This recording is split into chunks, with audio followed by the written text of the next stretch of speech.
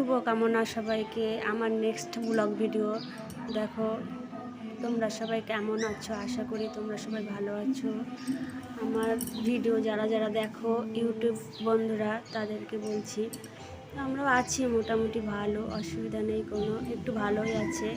আমরা মেডিকেলে গেছিলাম, হাঁটতে হাঁটতে চলে এসেছি, হাঁটতে হাঁটতেও গেছিলাম।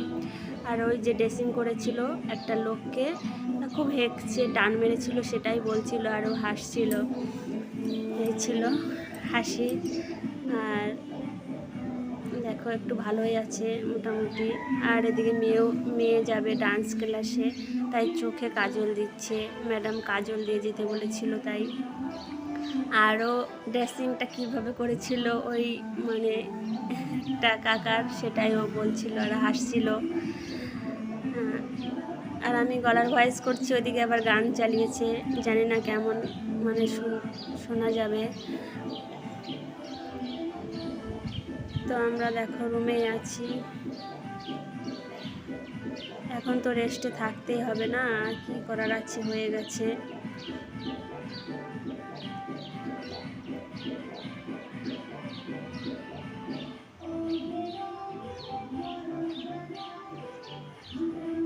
তাও একটু টেনশনের মধ্যেই থাকতে হবে কদিন ধরে, কিছুদিন তো লাগবেই ভালো মতো।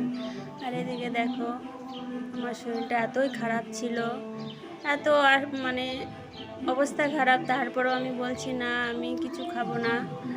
তাও মানে আমি খাইনি বলে, ভাত ছিল, খাবার রান্না ছিল, তো সবাইকে ওরা খেয়েছে, আমি খাইনি বলে, তাই আমার জন্য আবার আটা গুলে রুটি বানাচ্ছিল,